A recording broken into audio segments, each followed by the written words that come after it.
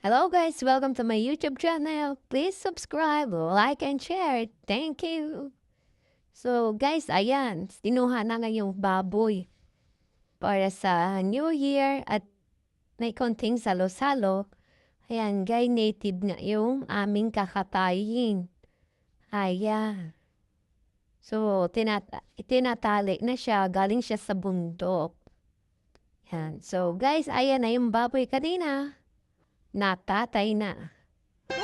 Natanggalan na ng balahibo at tignan niyo naman yung mga gwapong pakilok na.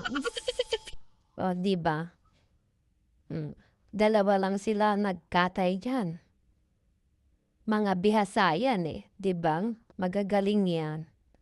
So, ayan, binublotors nila para matanggal yung mga balabalahibo. Ayan na guys, so na-chop-chop na. Hindi ko na nakulong yung step by step niya kasi nag-busy ang inday. Wow. Oh. Napatay na nga at ready na para sa mga hihiwain na mga putahe. Oh, ba?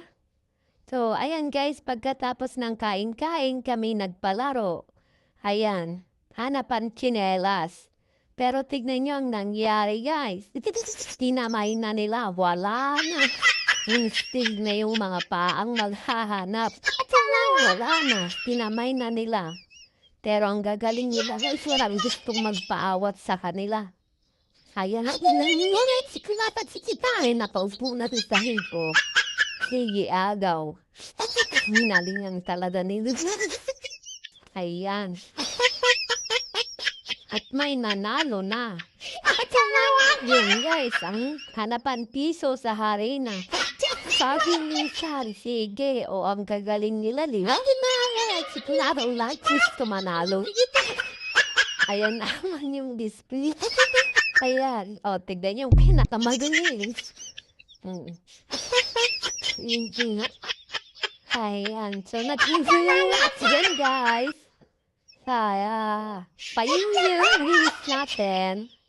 Ayan si Jay. Ay, di ba? Si Kulatan, si Kitat, si Ay, diba? Hirap na hirap sila. Pero enjoy na enjoy naman. Oh, tignan nyo naman ang apo ko. Oh, ayan. Tignan. Napakagaling.